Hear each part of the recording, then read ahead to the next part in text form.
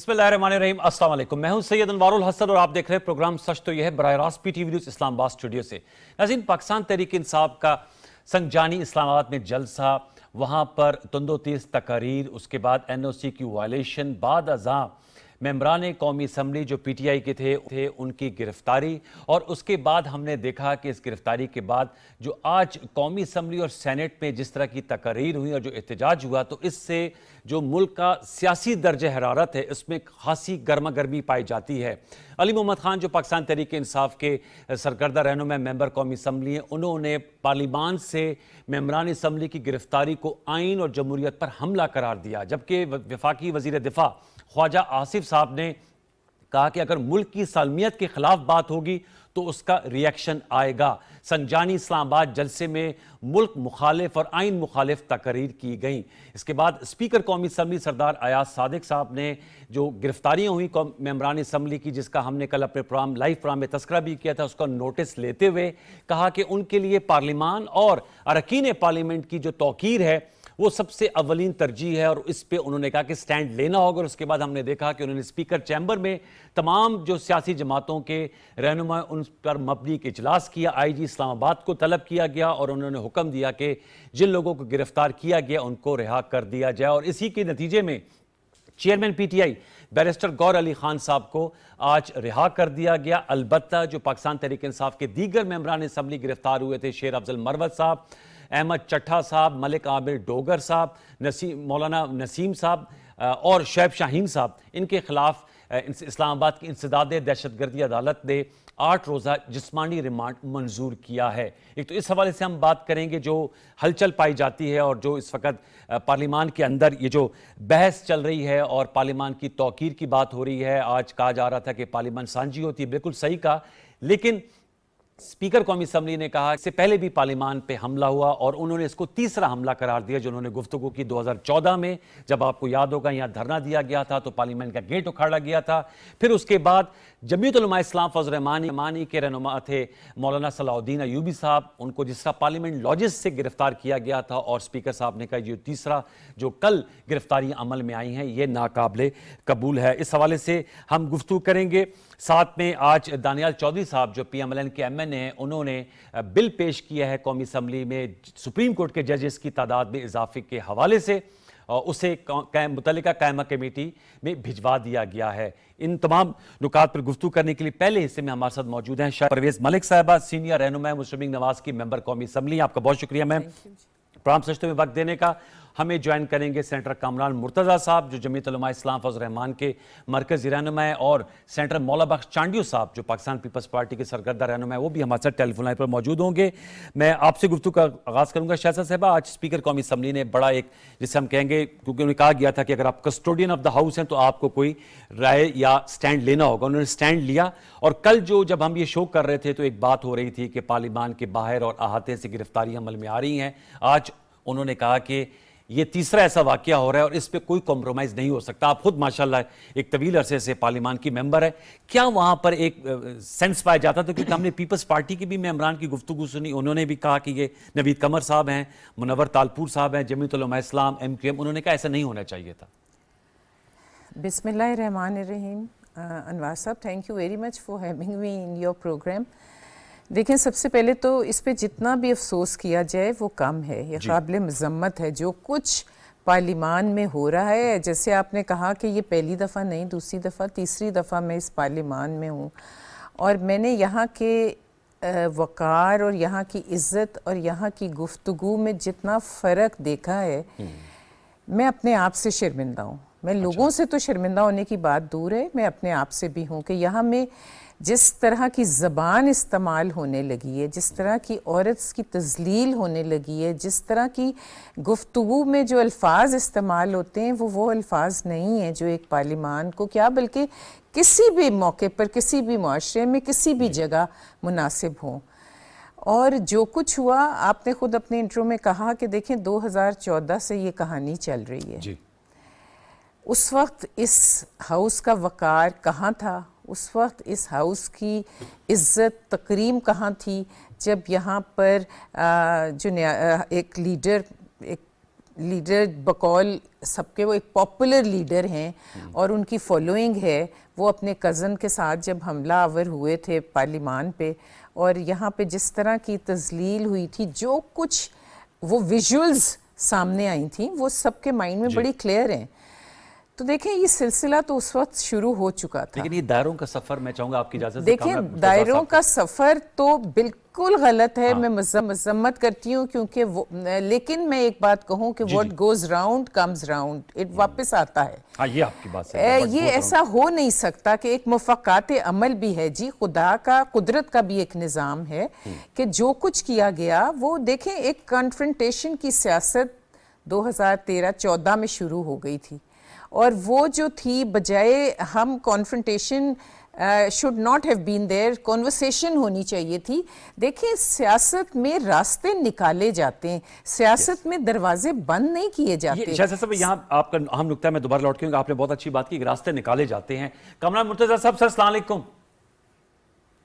अस्सलाम वालेकुम जी कामरान साहब, आपने शायद परवेज साहबा की भी गुफ्तगू सुनी। आज सेनेट में भी बड़ा माहौल जो है वो काफ़ी तनाव का शिकार था, और जो पाकिस्तान तहरीक इंसाफ की सेनेटर हैं फलक नाज साहबा, चेयरमैन सेनेट ने उनको मुअत्तल भी किया है 2 रोज़ के लिए। फैसल वाडा साहब भी तकरीरें कर रहे थे, ऊंची ऊंची आवाज़ों में बहस मुबाहिसा हो रहा था।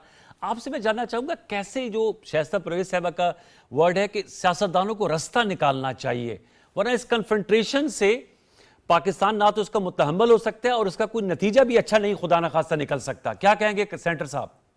मैं इनको इनकी बात को इंडोर्स करता हूँ, मगर ये अपने वालों को समझाए ना कि रास्ता निकालना चाहिए। ये रास्ता किसने निकालना है? जो हुकूमत में बैठे हुए लोग हैं उनको निकालना है। तो अपने वालों को ये समझाएं कि ये सारी जो कल का जो तमाशा लगाया है, ये तो आपने खुद लगाया है, और इसकी जरूरत क्या थी? और उसके बाद जो है ना, वो रात को तमाशा लगा कि ये स्पीकर साहब जो ना रात को भी इंटरवीन कर सकते थे। मुझे पता था 7:30 बजे कि क्या हो रहा है, और स्पीकर साहब को सुबह तक पता नहीं चला कि क्या हो रहा है। और ये जो सारा मसला जो खराब किया और कराया, और उसके बाद प्रेशर आया, और उसके बाद जो ना उनके अंदर जो उनका इत्तेहाद है उसके अंदर से भी प्रेशर आया। तो ये सारा कुछ करने की कोई जरूरत थी या नहीं थी? अली अमीन को लोग जो है ना कोई अच्छा बुरा तो कह रहे थे इससे पहले, उनकी जो उन्होंने जलसे में जो जुबान इस्तेमाल की थी। अभी कोई अली अमीन को याद कर रहा है कि उसने अच्छी बात की थी या बुरी की थी? सारी बात तो इनके ऊपर आ गई है कि इन्होंने बुरा किया। फिर अली अमीन तो फिर उसके बाद भी ठीक था, अली अमीन को किसी हाथ नहीं लगाया, वो तो किसी स्पेशल मीटिंग में था, स्पेशल लोगों के साथ। वो क्या स्पेशल मीटिंग थी? ये इनको पता है ना, शाइस्ता बहन को पता है क्या पता होगा जी। अच्छा, तो वो स्पेशल लोगों के साथ थी ना। चलिए, ये तो आपने बात की कामना साहब जी, वो आपका नुक्ता है। 15-20 किलोमीटर के इलाके में ही थे जी। लेकिन आपने देखा बानी चेयरमैन पीटीआई ने आज जो गुफ्तगू की, गैर रस्मी जो गुफ्तगू करते हैं, उन्होंने कहा कि एस्टेब्लिशमेंट से अब उनके किसी किस्म के कोई मुज़ाकरात नहीं होंगे। उन्होंने 6 लोग डेलीगेट किए हुए थे इन मुज़ाकरात के हवाले से। तो ये भी एक अचंभे की बात है कि अली अमीन साहब जो हैं वो जलसे में तकरीर करते हुए तोपों गरफ वहाँ था, और आज बानी चेयरमैन पीटीआई ने जहाँ अली अमीन गंडापुर साहब की तमाम तकरीर को इंडोर्स किया, वहीं साथ ये भी आज एलानिया तौर पर कहा, साफी रिपोर्ट करते कि 6 नुमाइंदे अपने डेजिग्नेटेड थे जो एस्टेब्लिशमेंट से मुज़ाकरात कर रहे थे, अब उनका एस्टेब्लिशमेंट से और सियासी जमातों से तमाम मुज़ाकरात के दरवाजे बंद हो गए हैं। तो बंद दरवाजे को कैसे खोला जाए, उसकी कुंजी किसके पास है कामरान साहब? मैं कह रहा हूँ कि उनके फिर भी मुज़ाकरात हुए हैं। अली अमीन कहाँ थे? अली अमीन तो ये तो आपका सब अच्छा नहीं, लेकिन फिर भी बातचीत हुई है। ये शाइस्ता बहन को डरना चाहिए। देखिए, हमेशा जो ना एस्टेब्लिशमेंट दोनों तरफ जाती है। हाँ, वो उनके पास दोनों ऑप्शन होते हैं, ये वाला भी और वो वाला भी। तो ये इनको डरना चाहिए। ये इनको शायद समझ आ रही है कि नहीं आ रही है। वो जिस दिन जो है ना, जिस दिन वो समझेंगे कि ये गैर जरूरी हो गए हैं और वो जरूरी हो गए हैं, उस दिन वो उसी तरह से अमल करेंगे, जरूरी और गैर जरूरी वाले मामले। ठीक है, मेरे साथ ही रहेगा चांडियो साहब है हमारे साथ। जनाब, मैं आपके लिए बैठा हूँ। चांडियो साहब, जनाब अली सर, अस्सलाम वालेकुम, बहुत शुक्रिया नवाजिश। मैं आपके लिए बैठा हूँ यार, जल्दी करें। मौलाना चांडियो साहब, सर आप क्या कहेंगे? आपने गुफ्तगू सुनी सेनेटर कामरान मुर्तजा साहब की, आप भी एक सीनियर पॉलिटिशियन हैं, शाइस्ता परवेज साहिबा ने। मुल्क की सियासत में कैसे ब्रेक लगाई जाए, ये जो तनाव की सियासत है, और मुकालमे को शुरू किया जाए, क्योंकि ये लड़ाई झगड़े से तो एंड गेम किसी के हाथ कुछ आता नहीं है। फिर कामरान साहब ने दुरुस्त कहा है, बिल्कुल दुरुस्त है। हुकूमत जिनके पास है उनकी ज्यादा जिम्मेदारी बनती है कि वो पहल करें और बामकसद बातें करें, पहली बात। जी। दूसरी बात, माहौल खराब करने का अभी नहीं लगाते किस पे इल्जाम है, लेकिन आगाज तो उन्होंने किया जिनने जो आज शिकायतें कर रहे हैं। बेड़ा गलत तो पाकिस्तान की सियासत का उन्होंने किया। पाकिस्तान की सियासत में जबान और लबा लहजा इंतहाई गंदा करने में उन्हीं का हाथ है। उनको क्या कहें, वो सियासत है ही नहीं, वो सियासत नहीं है। अभी कहते हैं से बात नहीं कहते, ये ब्लैकमेल करना चाहते हैं उनको, ये उनको डराना चाहते हैं, लेकिन डरने वाली बात नहीं है। आप खुद ही उनके हाथ में हैं। हर एक दिन में कहते हो मैं उनके सिवा किसी से बात नहीं करूंगा, मैं उनके सिवा किसी के जिनके पास अख्तियार नहीं उनसे बात नहीं करूंगा, मैं मुलाजमिन से बात नहीं करूंगा, हाकिमों से। अब ये जब जहां सियासतदान का एक सियासी शख्सियत का ये बयान हो, वहां तो शर्म आती है हमें। मैं वाज़ेह तौर पे पीपल्स पार्टी कारकुन हूं। हम किसी भी हालत में पसंद नहीं करेंगे कि पार्लियामेंट के अंदर उनके मेंबरों की तौहीन हो, वो गिरफ्तार किए जाए और गैर जमहूरी तरीके का रफ्तार किया जाए। हम उसकी मजम्मत करते हैं, ये नहीं होना चाहिए, हम उसके साथ नहीं है, लेकिन उसके साथ साथ ये भी तो करना चाहिए ये बेड़ा गर्क कर कौन रहा है। कौन सा जो असेंबलियों के दरवाजे दीवारें तोड़वा कर उस पर कपड़े सुखवाए जा रहे थे, कोई है आदमी? पार्लियामेंट के सामने लोग जमा हो गए, जो गंदगी हो, आपको याद है कुछ रिवायत किसने डाली है? असल बात तो ये, कभी इतने एहतजाज होते, कभी गए वज़ीर आज़म के दरवाजे पर उसके दरवाजे को तोड़ने की कोशिश की, कभी नहीं। ऐसे आपने दिल से ताल्लुक रखने वाले एक DSP को उठाकर तो बेइज्जती किया, क्या ये रवाज है आपका? ये नहीं है। खान साहब आप ही का किया आपके सामने आ गया है, अब इसको क्या करें? लेकिन हम जमहूरी कारकुन हैं, हम फिर भी कहते हैं इस गंद का बदला गंद नहीं है, गंदगी को साफ किया जाएगा सफाई से, पानी से। जी चांडी साहब, आपने बहुत अच्छी बात की, जरा मेरे साथ रहेगा, शायद साहब इसका जवाब देना चाह रहे हैं। वो कह रहे हैं two wrongs don't make it right. बिल्कुल आपकी बात सही है, लेकिन देखिए मैं यहाँ पे मुर्तज़ा साहब को भी पूछना चाहूँगी कि शहबाज शरीफ साहब ने जब तो अभी ये लड़ाई इस नहज पर पहुँची ही नहीं थी, असेंबली में हाथ बढ़ाया था और कहा था कि आए मिलकर काम करें और चार्टर ऑफ इकोनॉमी पे बात करते हैं, काम करते हैं। लेकिन जो न्याजी साहब हैं उन्होंने उस दरवाजे से आना छोड़ दिया था कि फ्रंट में आते तो हाथ मिलाना पड़ता। जब चीफ ऑफ आर्मी स्टाफ हमारी एक प्रेजेंटेशन दे रहे थे, उसमें बाकी सियासतदान बैठे थे, पार्टीज के हेड, उस वक्त भी उन्होंने मुनासिब नहीं समझा था उसमें भी बैठना।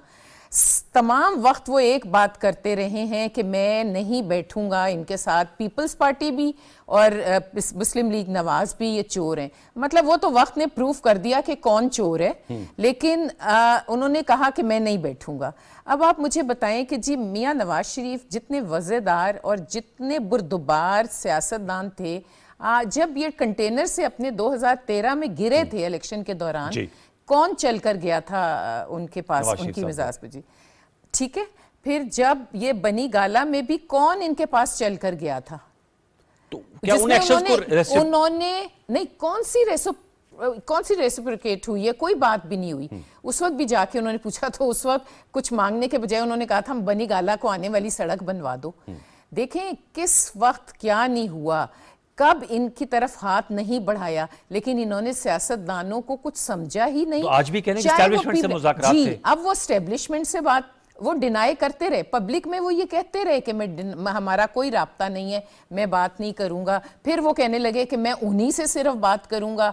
फिर अभी वो डिनाई कर रहे थे, तो आज उन्होंने खुद कह दिया कि मेरे 6 लोग राब्ते में थे और मैंने उनको अथॉरिटी दी हुई थी कि वो बातचीत करें और मुझे NRO दिलवाएं ताकि मैं बाहर निकलूं। तो कामरान साहब कह रही आपके लिए खतरे की घंटी हो सकती है। मेरी बात सुने, खतरे की घंटी तो वक्त बताएगी। देखें इन लोगों को उस वक्त भी कहते रहे वो एक कजन, वो जिन्होंने शुरू किया था ये काम, जिनके साथ ये तकसीम, नफरत, बद इखलाकी, बदजुबानी कंटेनरों पे चढ़ के हुई थी। देखें ये वही सियासतदान है ना जिसके मुर्तज़ा साहब आज उनकी साथ देने की कोशिश कर रहे हैं, जिसने कमरों के दरवाजे तोड़ के गिरफ्तारी इन्हीं के बने थे सलाउद्दीन साहब जी। उसके अलावा मरियम नवाज होटल में कराची में दरवाजे तो उस वक्त अखलाकियात कहाँ गई थी? देखें उस वक्त से ये तमाशा शुरू हुआ। तालपुर साहिबा को हॉस्पिटल से किसने गिरफ्तार किया रात को? मरियम नवाज को बाप के सामने किसने हथकड़ी लगाई? और फिर ये पूछा गया कि सामने लगाना, मैं एक्सप्रेशन देखना चाहता हूं, मैं उनके जज्बात देखना चाहता हूं। फिर कैपिटल हिल में किसने खड़े होकर ये कहा था कि एयर कंडीशनर उतार लो, उनको तकलीफ दो, मैं रुलाऊंगा, मैं सड़कों पे लाऊंगा?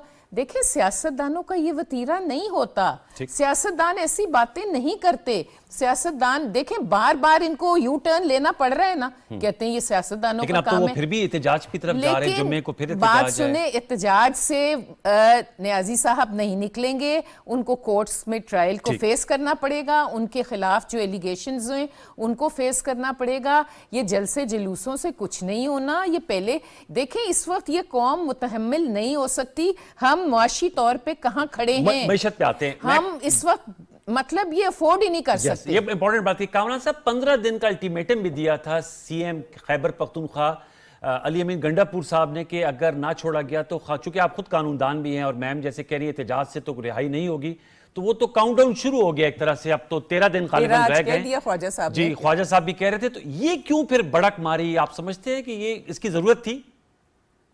अनवर, आपको इनके इत्तेहादी बिलावल का एक स्टेटमेंट याद है? मेरे ख्याल फ्लोर ऑफ दी हाउस पे था।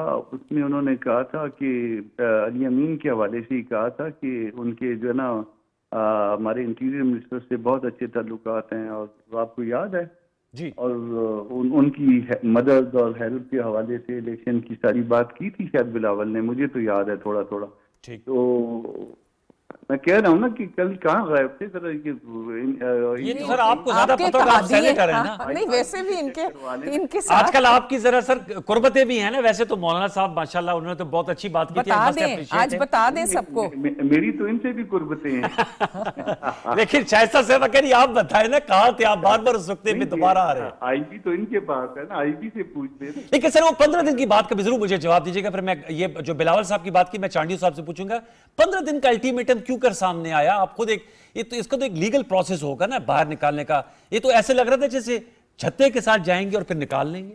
मेरा ख्याल है कि अली अमीन ने जो कुछ कहा था वो इमरान खान साहब ने उनको कहा था, और उसी लाइन को उन्होंने टो किया है। अच्छा। हाँ, मेरी एक बात पूछते हैं जी। मेरा ख्याल है कि उन्होंने अपनी तरफ से ना कुछ ऐड किया ना कुछ उसमें से निकाला है। जो जिस तरह से कहा है वो अब पता नहीं स्क्रिप्ट लिखा हुआ है कि नहीं लिखा हुआ, अब मुझे ये नहीं पता। अच्छा। 15 दिन भी गुजर जाएंगे, 2 दिन तो गुजर गए, बाकी 13 दिन भी गुजर जाएंगे, उसमें पता चल जाएगा कि अली अमीन की बात में कितना जान है। जी, मैं आपको उसका जो है ना वो कनेक्शन भी पता चल जाएंगे। जी, मुझे पूछते हैं कि मरियम बीबी जो चीफ मिनिस्टर पंजाब है, उनके लिए जो अल्फाज इस्तेमाल हुए वो भी क्या नियाजी साहब ने ही कहे थे? जी कामरान साहब, देखिए, मरियम हमारी बहन है और हम अपनी बच्चियों और बहनों के लिए ना इस तरह से अल्फाज इस्तेमाल करते हैं। हमारे पास बहनों के लिए, बच्चियों के लिए, ख्वातीन अल्हम्दुलिल्लाह। बल्कि हाँ, मेरा ख्याल ये है कि खातून की इज्जत जो है वो मर्द से ज्यादा होती है। मेरा अपना जो है ना। नहीं, आप सही कह रहे हैं, बिल्कुल सही। सर, चांडियो साहब को भी जाऊंगा। चांडियो साहब बताइएगा, बिलावल भुट्टो जरदारी साहब के स्टेटमेंट को रेफर कर रहे हैं, आपके कोलीग रहे हैं कामरान साहब सेनेट ऑफ पाकिस्तान में। चांडियो साहब क्या कहा है उन्होंने जो जिनको गुस्सा आ गया? ये कुछ बताएंगे कामरान साहब क्या कहा वो? चांडियो साहब बताइए सर। याद है कि बिलावल ने कहा था कोई अपना मोहसिन नकवी साहब के कोई इलेक्शन के हवाले से, ताल्लुकात के हवाले से जो है ना अली अमीन का कुछ बात की थी। उनका मोहसिन नकवी साहब और अली अमीन साहब के ताल्लुकात के हवाले से बिलावल साहब ने बात की थी, और उनके इलेक्शन की वजह में आने की वजह जो है बयान। मुझे नहीं पता शाह साहब, मुझे नहीं पता। अच्छा। और कामरान मुर्तजा साहब बहुत अच्छे हैं, मेरे लिए बहुत मोहतरम है। अच्छा ही नहीं लगता मैं उनकी बात पे बात करूं, लेकिन वो जिस पार्टी में है उसकी मजबूरी है। बड़े बड़े उसूलों की बातें करना फिर अचानक तुरंत कर लेना उनका वतीरा है, उनकी पहचान है। उधर भी कैंप में बैठेंगे, अपनी हैसियत बना कर आएंगे, इधर भी बैठेंगे, करेंगे वो जो खुद को पसंद आएगा। लेकिन अच्छा। हम चूंकि जाती तौर पर मैं मौलाना बख्श चांडियो, फिर पूरी पीपल्स पार्टी, हम मौलाना साहब की बहुत इज्जत करते हैं, फजल रहमान साहब की बेपनाह इज्जत करते हैं। हमने पसंद ही नहीं किया कि कभी हम उन पे बात करें, लेकिन इनको जब भी मौका मिलता है वो बिलावल साहब पे बोल देते हैं। लेकिन बिलावल साहब उम्र के छोटे हैं, कद में इनसे बहुत बड़े चले गए हैं। तो उन्होंने अंदाज अपनाया सियासत का, ये इनके बस की बात नहीं है। नहीं, उनको सब्जेक्ट है, वाले से असल negative बात ये बात तो नहीं है कर ना रहा। खान साहब के बस की बात है ना औरों के बस मैं की आरोप बात है। कामरान साहब आपको जी राहुल जी साहब मैंने कोई नेगेटिव बात तो नहीं की है। वो कह रहे हैं मैंने नेगेटिव बात नहीं की है, कामरान साहब ये कह रहे हैं, चांडी साहब वो कह रहे हैं मैं ये नहीं कह रहा था। उन्होंने कहा उनके तल्लुकात के हवाले से बात की, मुबहम बात करना लोगों के लिए ये मुनासिब नहीं है। कामरान मुर्तजा बड़े पाए के आदमी हैं, हम सब लोग इनकी इज्जत करते हैं, इनको पता है हम इनकी इज्जत करने वाले लोग हैं। लेकिन बिलावल साहब ने जिस अंदाज से, आप देखें खान साहब पहली बार हुकूमत में आए, बिलावल साहब ने कहा आगे बढ़ा है, हम आपके साथ है। मियां साहब ने भी कह दिया, ये तो बदनसीबी थी तहरीक इंसाफ की कि उन्होंने रास्ता अख्तियार नहीं किया। और ये मेरी बहन ने बोला है, हर्फ बहर्फ ठीक बोला है, रास्ता तब्दील करके आगे आते थे। कभी ऐसे भी हुआ है, बचकाना खेल थी, वजीर अजम की सीट पे बैठे थे बच्चे, ऐसे तो नहीं होता है। हाँ कल जो हुआ है हम उसका एहतजाज भी कर रहे हैं, हम कह रहे हैं कि पार्लियामेंट के मेंबरान की इज्जत होनी चाहिए, ऐसे नहीं करेंगे। लेकिन कुछ पार्लियामेंट के मेंबर को भी हया करना चाहिए ना, ये जबान इस्तेमाल करते हैं। कैसे अभी आपने याद खुद किया, जरदारी साहब की बहन को रातों रात उठा कर कराची जेल में ले आए, क्या वो फरार हो रहे थे, वो चले जा रहे थे, वो तो बगैर गार्ड के भी पेशियों पे पहुंच जाती है। ऐसी खातून कहां मिलेगी, क्योंकि वो सियासी घर की है, तो वो फरार होने की बात ही नहीं थी। हम तो कभी नहीं भागते अदालत इसमें सर आपने कहा कि रास्ता निकालें, शायस्ता साहब अभी कह रही हैं, कामरान साहब कह रहे हैं मैं बताऊं रास्ते का मैं बताऊं रास्ते की सीधी बात है, जिम्मेदारी हुकूमत की। लेकिन बिलावल साहब और उनसे बढ़कर जरदारी साहब, उन्होंने जो रास्ता निकाला है, वो जो रास्ता दिखाते हैं, वो जो रहनुमाई करते हैं, उससे तो ये सब फूट मार देते हैं, खुद ही बेड़ा कर करते सारे मामले का, आगे सबको ले जाते हैं। अभी मैं अचकजई साहब भी बड़े मोहतरम है जी, बड़ा हमारे हलकों में उनकी इज्जत है, लेकिन क्या हैसियत किया है उनके नुमाइंदा बनाने का, मुझे बताएं। कौन कौन आगे आ जाता है, वो उधर रह जाते हैं। अब कहाँ अली अमीन गड्डापुरी साहब, कहाँ अचकजई साहब, आप बताएं भला। उनके मौकफ की तायद हो जाती है, इनको मौकफ को मतलब करके फेंक देते हैं। जरदारी साहब का रास्ता और बिलावल साहब का रास्ता पाकिस्तान की मईशत और सियासत के लिए इंतहाई जरूरी है। ठीक, मैडम आपने मईशत की बात की, चांडी साहब भी कर रहे हैं। आईएमएफ के प्रोग्राम में हमने extended fund facility executive board के इजलास में लेना है, वो एजेंडे पे नहीं आ रहा, वो बड़ा एक इशू है बैरूनी फाइनेंसिंग का। तो मैं ये जानना चाह रहा हूँ कि वो एक बहुत बड़ा इशू है। अब ये जो सियासत में दर्जा हरारत बढ़ रहा है, तो सारी तो कंसंट्रेशन हुकूमत किस तरफ फिर आ जाएगी। देखिए अनवार, मैं किसी एक शख्सियत के साथ पाकिस्तान के वजूद को जोड़ना से ज़्यादा बड़ा अलमिया कुछ नहीं हो सकता। ये बहुत बड़ा अलमिया है कि बानी पीटीआई को ये कहा जा रहा है कि अगर वो हैं तो पाकिस्तान है, खुदा ना खास्ता अगर वो नहीं है तो पाकिस्तान नहीं है। मतलब ये क्या सोच है, ये क्या सोच है खुदा के लिए। ये अपनी जब तक सोच नहीं बदलेंगे, जब तक ये पाकिस्तानी बनकर पाकिस्तान के बारे में नहीं सोचेंगे, बात आगे नहीं बढ़ेगी। लाहौर जलसा करने आ रहे हैं आज, इमरान खान साहब ने इजाजत मिलेगी? मैं आपकी चूंकि कंस्टिट्यूएंसी लाहौर से है। जी मेरी है, लेकिन मुझे नहीं पता अगर यही हालात और यही तरीके जो यहाँ रहे हैं वो होंगे तो मैं तो खुद कल मैंने ये बात फ्लोर ऑफ द हाउस पे भी कही है और मैं यहाँ भी कह देती हूँ कि अगर यही वतीरा है और यही कुछ होना है, यही गाली गलोच होना है, यही हमारे जो रियासती अदारे हैं उनको चैलेंज करना है, उनको ललकारना है, अगर मौला जाटी बनना है तो जाके किसी फिल्म में करें। फिर इनको हम तो कोई सियासी प्लेटफॉर्म नहीं दे सकते, वो तोड़ फोड़ और उसकी गुंजाइश नहीं हो सकती। ना जानो माल का तहफ़्फ़ुज़ हुकूमत की जिम्मेदारी है। और जो टेम्परेचर इस वक्त हुआ है, जिस तरह का गाली गलोच किया है, जो ज़बान मरियम बीबी के लिए इस्तेमाल हुई है, मैं वो अल्फाज भी रिपीट नहीं करना चाहती जो इन्होंने कहा था कि हम आएंगे लाहौर। तो ये लाहौर आए तो देखें, ये खुदा ना खास्ता मैं एक सूबे को दूसरे सूबे के मुकाबले में नहीं खड़ा करना, लेकिन मैं वो दोनों सूबों के नाम भी नहीं लेना चाहती। प्लीज, हम एक हैं, पाकिस्तान एक है। अगर ये इस तरह का नाम लेके तो देखें, वहां पे भी मैंने कल भी ये बात की है कि फिर वहां भी कोई चूड़ियां पहन के नहीं बैठा। देखें, फिर अगर आप किसी की माँ बहन बेटी की इज्जत नहीं करेंगे तो हर घर में माँ बहन बेटी है। खुदा का वास्ता औरत को की तजलील को और औरत को इस्तेमाल करना छोड़ दें। और जो हालात इस वक्त असेंबली में हो चुके हैं, मैंने आपको कहा है कि हमें शर्म आती है, क्योंकि मैं एक औरत हूँ, एक माँ भी हूँ, एक बेटी भी हूँ, एक बहन भी हूँ। मुझे शर्म आती है कि जो अल्फाज वहां इस्तेमाल होते हैं। तो सबसे ज्यादा अगर लाहौर पंजाब में आना है तो बात ऐसी नहीं है। कि जो कुछ ये फरमा के कल स्टेज पे गए उसके बाद ये जुर्रत भी कर सकते हैं। देखें फिर मैं क्या ठीक कह रहे कहूं, हैं आपसे कि तसादम की तरफ नहीं जाना चाहिए। हमें नहीं बढ़ना चाहिए। बिल्कुल ये सही। मुल्क है तो हम सब हैं। ये Exactly. नहीं है कि ये वो है तो मुल्क है, हम सब इस मुल्क से हैं। बिल्कुल, ये इस बात सही मुल्क है। का कायम होना जरूरी वो है और जरूरी कायम है। रहना बहुत जरूरी है। कामरान साहब, सर मौलाना फजल रहमान साहब, उनकी मुलाकात भी हुई, उन्होंने जो तकरीर की थी मैं उस पर आना चाह रहा था कि उन्होंने ये बात बड़े एक स्टेट्समैन की तरह स्टेटमेंट दी थी, टू बी वेरी ऑनेस्ट, कि चाहे हुकूमत फॉर्म 45 या 47 की, अब यही हुकूमत है, यही पार्लियामेंट है, हमें आगे चलना है और पाकिस्तान की जिस तरह के दाखिली और खारजी मसाइल हैं, हमें अब बातचीत और मुकालमे से आगे बढ़ना होगा। क्या वो कोई रोल अदा कर सकते हैं, जैसे चांडियो साहब जरदारी साहब का कह रहे हैं, आप हुकूमत का कह रहे हैं, ऑब्वियसली हुकूमत ड्राइविंग सीट में होती है, मौलाना नहीं जी, साहब कोई बहुत किरदार अदा दफा कर सकते हैं? हुकूमत ने तो बहुत कोशिश कर ली है। कामरान साहब, देखिए, हम किरदार अदा करने के लिए तैयार हैं, मगर सबको जो है ना वो 2 कदम आगे बढ़ना सही पड़ेगा, कह 2 कदम पीछे होना पड़ेगा। ठीक है। ये किरदार अदा किया जा सकता है। जातियात को छोड़ दीजिए, पाकिस्तान ने आगे चलना है और पाकिस्तान के हालात इस वक्त बहुत खराब हैं। सुबह बलूचिस्तान में बहुत खराब है, सुबह खैबर पख्तूनख्वा में बहुत खराब है। वैसे ही मजबूरी तौर पे मईशत अच्छी नहीं है। जी तो हमने आगे चलना है और आगे चलने के लिए जो है ये भूल जाइए कि ये इमरान खान है, ये भूल जाइए कि ये मुस्लिम लीग नून है सही। या कोई इनके साथ उनकी कोई दुश्मनी है या कोई उनके जो है कोई बेटर एक्सपीरियंस है, कोई पास का कोई ऐसे उनका माजी है कोई इस तरह से। हमने खुद जो है ना वो इमरान खान के हवाले से बहुत सारी बातें जो है वो हमने नजरअंदाज कर दी हैं और उसको भूल गए हैं जब से वो कस्टडी में गए। तो हमको पाकिस्तान की खातिर जो है ना एक दूसरे को साथ लेके चलना है, इसके अलावा कोई चाराकार नहीं है कि हम पाकिस्तान को आगे लेके चल सकें। तो मतलब लेट बायगॉन्स भी बायगॉन्स कह रहे हैं चांडी साहब, वो कह रहे हैं माजी में का असीर नहीं बनना, हाल और मुस्तकबिल को देखकर आगे बढ़ना है। आप एग्री करते हैं कामरान साहब की बात? उनका हमें भी बहुत कहा गया, हमने भी कहा, लेकिन हमने उस चीज को पसे पुश रख दिया है। पीटीआई जीआईएफ की एक रही तो सही है, बड़ी ज्यादा आपस में तनाव था और अच्छे रिलेशनशिप नहीं थे सियासी तौर पे।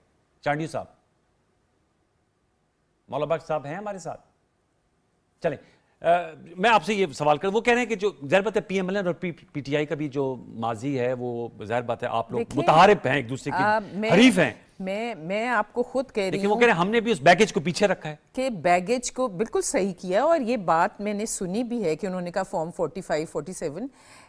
मैं आपको कह रही हूँ कि देखें, फिर उसके लिए आपको सबसे पहला जो असूल होता है मुज़ाकरात का, बातचीत का, वो एहतराम है। हाँ। अगर आप एहतराम ही नहीं करेंगे, और एतमाद है, एतमाद और एहतराम दोनों नहीं, एहतराम तो देखें, एतमाद तो एहतराम से आएगा ना। आप पहले मेरा एहतराम तो करें, मुझे कबूल तो करें, मेरी इज्जत तो करें, फिर एतमाद बहाल होगा ना। मेरी आप बताएं, ये लीडरशिप कैसी लीडरशिप है? आज जो गंडापुर साहब ने मरियम बीबी के लिए इस्तेमाल किए, अगर आपको याद हो कि इमरान न्याजी साहब ने क्या फरमाया था जी, वो भी ऐसे कि वो भी कि मेरा नाम इतनी दफा जी, जी, हाँ जज्बाती हो जाए, और उन्होंने जर्नलिस्ट के बारे में क्या फरमाया था, उन्होंने खुद क्या फरमाया था कि उनके कपड़े अगर ऐसे पहन के वो जाएंगी वो तो ऑक्सफोर्ड की चांसलरशिप में भी बात आई है। हाँ, अब गंडापुर साहब ने भी बिल्कुल वही बातें की हैं। तो ये तो ट्रिकलिंग है ना, जैसी लीडरशिप वैसी बात नीचे आती है ना। तो मुझे आप बताएं कि जहां पर ये हालात होंगे, ये मुज़ाकरात की तरफ बढ़ने वाले हालात हैं, तो फिर मैम क्या होगा? तातुल तो रहेगा? देखें, ये तो अपनी जबानें बंद करनी पड़ेंगी। जिनकी जबानें इतनी चलती हैं ना, उनको रोकना पड़ेगा। मतलब न्याजी साहब का ना खुद पता लगता है, ना गंडापुर साहब का पता चलता है, ना किसी, मतलब दे हैव टू कंट्रोल। देखें, इस जबान ने इनको यहां तक पहुंचाया है। 160 मेंबर लेके ये असेंबली में बैठे थे जी, ये क्या कुछ कर सकते थे? ये किस तरह निकले? इन्होंने किस तरह तहस नहस कर दिया, सारा पूरा सिस्टम इन्होंने गिरा दिया। चांडी साहब आप हैं हमारे साथ? नहीं, चांडी साहब मेरे ख्याल में है नहीं। हाँ, कामरान साहब, ये जो बात की है कि कुछ प्री कंडीशंस, इसको एक एनवायरनमेंट को कंडीसिव बनाना होता है, जैसे आपने भी कहा कि बैगेज, मैं आपसे एग्री करता हूँ, बैगेज को साइड पे रखना है, लेकिन अगर ये जबानी या लफ्जी गोलाबारी जरा कुछ अरसे के लिए थम जाए तो आप समझते हैं कि जरा सैनिटी विल प्रिवेल? उसमें गोलाबारी रोकी जा सकती है। उसमें अगर फर्ज कर लीजिए कि गवर्नमेंट जो है वो ये चाहती है कि मामला को सेटल करना, या चले इससे भी आगे चले जाते हैं कि गवर्नमेंट से जो ताकतवर ज्यादा लोग होते हैं वो भी चाहते हैं अगर मामला को सेटल करना, हालांकि वो उनके राब्ते हैं अपने भी।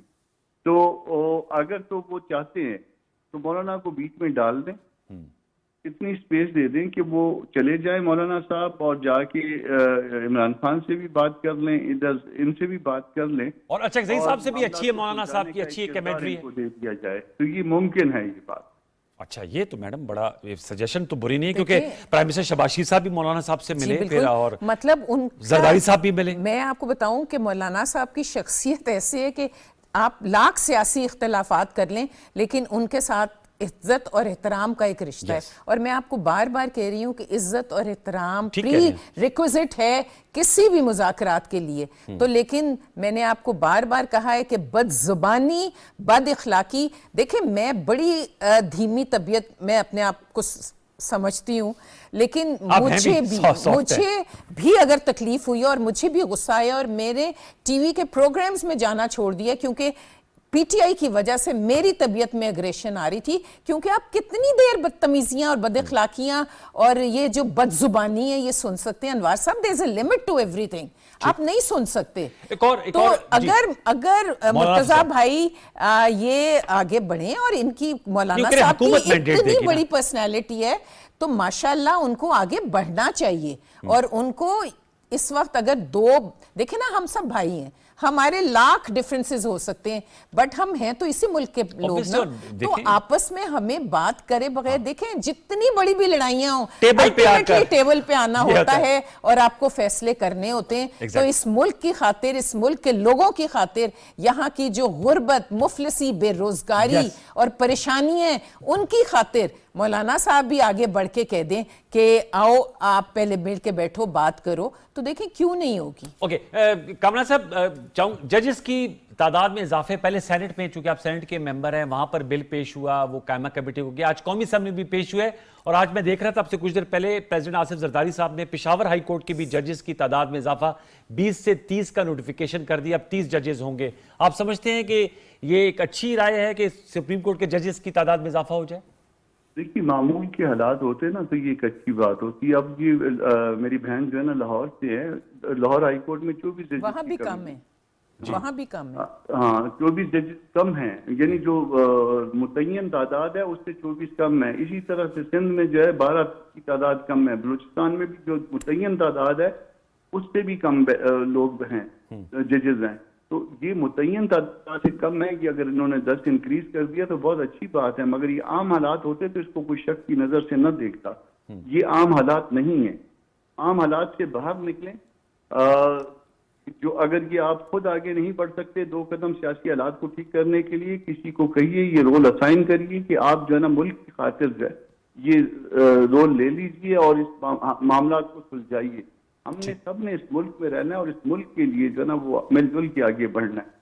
ये सब कुछ जो है ना जजों की तादाद बढ़ती भी रहेगी, कम भी होती रहेगी, उसको उनकी उम्रें कम ज्यादा होती रहेंगी, मगर इस वक्त जो है ना वो उससे भी बड़े मसाइल दरपेश हैं। उन बड़े मसाइल की तरफ आइए, उसको देखिए, ना कि जो है ना वो ट्रक की बत्ती के पीछे मामलात को लगाइए। लास्ट वर्ड शाह साहब, उन्होंने कहा कि जी इस वक्त जो है ना वो पहले मामलात में सुलझा हो, टाइमिंग जजेस की तादाद या जो मुतवक्के आईनी पैकेज है, उन्होंने कहा कि पहले इस चीज को प्रायोरिटी दें। Anwar, last word. मैं एक बात कहूंगी कि देखें, कोई एक अच्छा काम उस एक अच्छे काम के इंतजार में नहीं रुक सकता।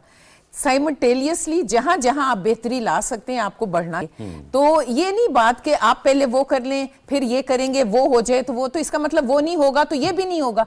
देखें आपके सामने कितने पेंडिंग केसेस हैं, आपके सामने वो केस, 53,000 है। आपके सामने वो किस्सा है कि एक शख्स को 23 साल बाद उसका केस सुना गया। तो देखिए इस तरह के हालात हैं। मैं तो अपने भाई से कहूंगी कि ये लॉयर की फोरम उस पे हैं, उस पे इनको तो बहुत पहले ये करना चाहिए था। पंजाब में भी जजेस 24 बता रहे हैं। तो ये तो लॉयर्स को ये इशू उठाना चाहिए था and they should have taken it forward. चलिए, thank you very much Shaista Parvez sahab, आपका बहुत शुक्रिया। सेंटर कामरान मुर्तजा साहब, आपका सेंटर मौला बख्श चांडियों से we lost him at the end, लेकिन उन्होंने पाकिस्तान पीपल्स पार्टी का पर्सपेक्टिव दिया। एक छोटा सा वक्फा लेंगे, वक्फे के बाद आएंगे तो हम मकबूजा कश्मीर में इलेक्शंस का मोदी सरकार जो है उन्होंने भारतीय इलेक्शन कमीशन के कहने पर अब 18 सितंबर की डेट रखी है, उस पर गुफ्तगू करेंगे। एक छोटा सा वक्फा लेते, दोबारा लौट के आते हैं, हमारे साथ रहिए।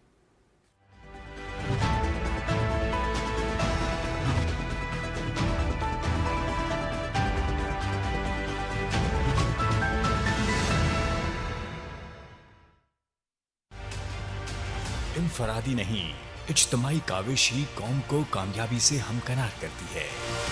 इससे पहले कि पोलियो हमारे बच्चों को उम्र भर के लिए माजूर बना दे, इन्हें पोलियो के कतरे जरूर पिलवाएं। महकमा सेहत की टीमों से ताउन करते हुए जिम्मेदार शहरी होने का सबूत दें, क्योंकि सेहतमंद बच्चे ही कल के रोशन मुस्तकबिल की जमानत हैं। पोलियो से पाक पाकिस्तान, हर बच्चे के लिए।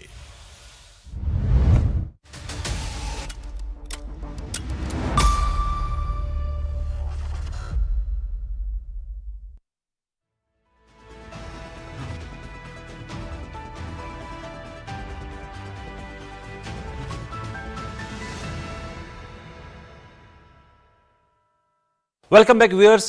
प्रोग्राम के दूसरे हिस्से में हम खुसूसी गुफ्तगू करेंगे भारतीय इलेक्शन कमीशन की जानिब से एक इलेक्शन का ढोंग रचाया जा रहा है मकबूजा वादी कश्मीर में, और उस हवाले से 18 सितंबर से 1 अक्टूबर तक वोटिंग का स्केड्यूल जारी किया गया है।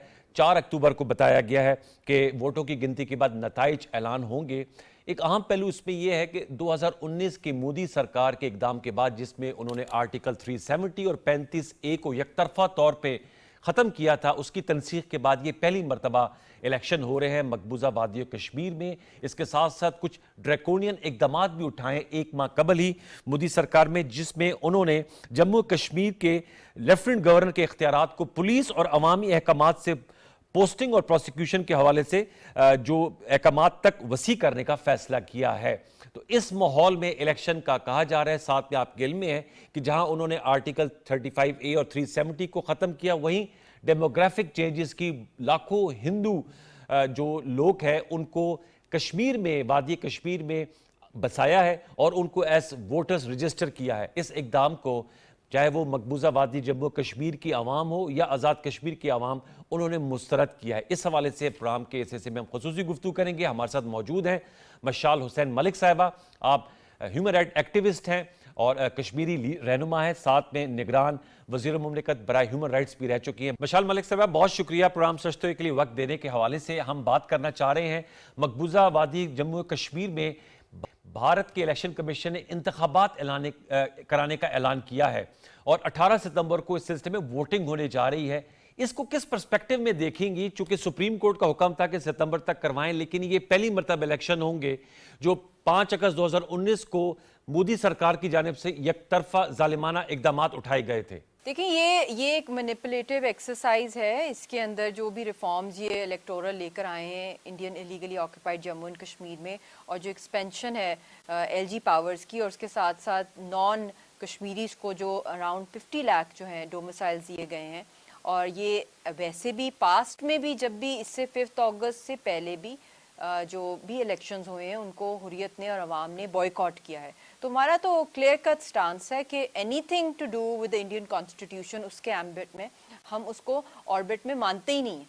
हम लोग उसको एक्सेप्ट ही नहीं करते, क्योंकि हमारी स्ट्रगल तो फॉल करती है under UN resolutions, right to self determination. तो जितनी भी ये एक्शंस लिए जा रहे हैं एक के बाद दूसरा, डिसएनफ्रेंचाइजमेंट का, हमें अपनी ज़मीन पे रेफ्यूजी बनाने का, हमारे सारे वहाँ के जो राइट्स हैं, चाहे वो पॉलिटिकल इकोनॉमिक राइट्स हैं, हमारे हर तरह के राइट्स जो हैं, रिलीजियस राइट्स हैं, जिनको मार्जिनलाइज किया गया है। और बेसिकली मार्जिनलाइज किया गया है ये आवाम की आवाज़, जो हुर्रियत की आवाज़ है, और उसकी जगह जिन को ये इलेक्ट करेंगे वहाँ पे स्टोपी ड्रामा में, वैसे भी तो ये इनके इलेक्शंस को कोई कश्मीरी मानता नहीं है। दूसरी बात ये है कि जो इस ट्रैप में आ रहे हैं, इंडिया के ट्रैप में, उनको भी हमारी तरफ से वार्निंग है कि ये गद्दारी है शोहदा के साथ, जो कश्मीर के लाखों शोहदा के साथ, कि हम लोगों ने, हमारे लीडरशिप ने, और जो मासूम लोगों ने अपनी जानों के नजराने दिए, वो इन इलेक्शन रिफॉर्म्स के लिए नहीं दिए, वो इन डोमिसाइल एक्ट्स के लिए नहीं लिए, वो उन्होंने एंटी जो वॉइसेस हैं उनको प्रमोट करने के लिए नहीं लिए। तो जो कोई भी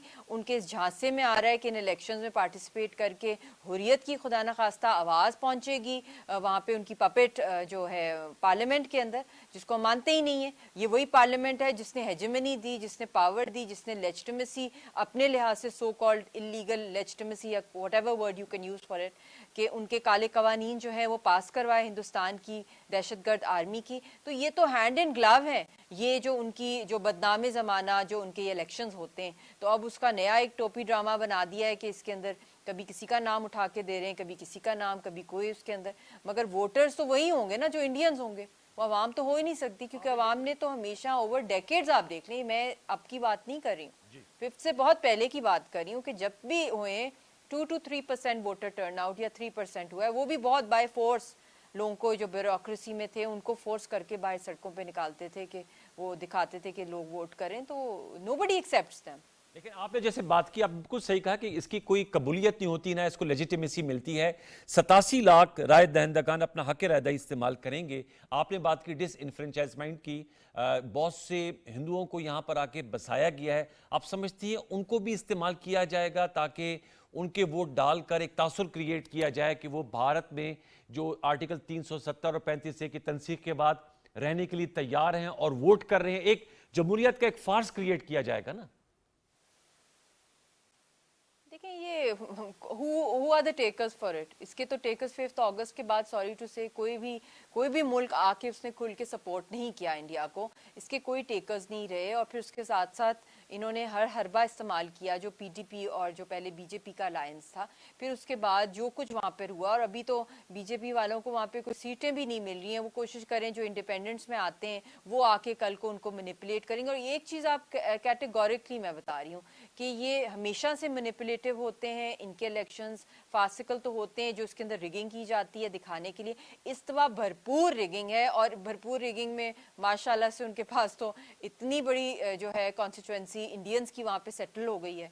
बेशक वो सारे के सारों यहाँ पे शिफ्ट नहीं हुए हैं, मगर उनको डोमिसाइल्स मिल गए, तो वोटर राइट्स है, चाहे वो जिस तरीके से उन वोटर राइट्स को एक्सरसाइज करें, they are Indians, they are not Kashmiris.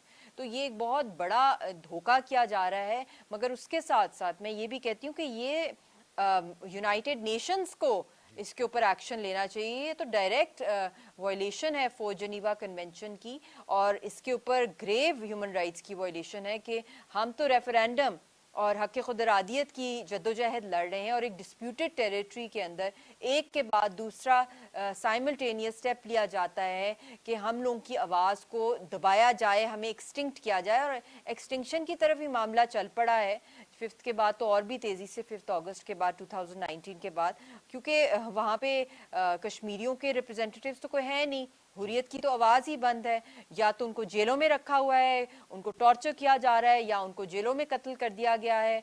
Gilani साहब हाउस अरेस्ट के अंदर उनकी शहादत हुई, अशरफ सराई साहब को जम्मू जेल में उन्होंने जहर दे दिया, फिर उसके बाद शबीर शाह साहब जेल में कई दिहाइयों से, मुसरत आलम साहब, आसिया अंद्राबी साहिबा और यासीन साहब का तो आपको सबको पता है कि उनके खिलाफ तो फांसी का मुकदमा चल रहा है, अगली हेयरिंग है इसी महीने के अंदर है। तो ये सारी की सारी चीज़ें क्या बता रही हैं? ये यही बता रही हैं कि the true representatives of the people, उनको साइलेंट कर दिया गया है, अवाम को वोट के अंदर इंटरेस्ट ही नहीं है, तो वोटिंग उन्होंने अपने इंडियन से करानी है। तो this is where I think this is international law, Geneva Conventions, UN resolutions, all are being violated, and even their own Indian constitution. If you look at it from this was the only thing, Article 370-35A, जो कि एक लिहाज से इनको administratively कहीं ना कहीं connect कर रहा था कश्मीर के साथ, वो भी इन्होंने तोड़ दिया। अब तो जंगल लॉ है अगर लीगली स्पीकिंग इसको देखा जाए, क्योंकि कोई भी इंटरनेशनल लॉ और ह्यूमैनिटेरियन लॉ जो है और जो दुनिया का यूनिवर्सल जो लॉ है, वो तो किसी सूरत भी जो है इसको रिकग्नाइज नहीं करता ऐसे इलेजिटिमेट एक्ट्स, क्योंकि they can no way undermine the UN resolutions. But the problem here is कि अगर ये इसी तरह डोमिसाइल्स इशू करते रहे और इन्होंने अगले 1 आध साल में और 50 लाख इंडियंस को दे दिए, और फिर ये यूनाइटेड नेशंस को कहें कि आप जी आए यहाँ पे प्लेबिसिट कराएं, तो फिर तो हमारी आवाज़ दब गई, टोटली दब गई।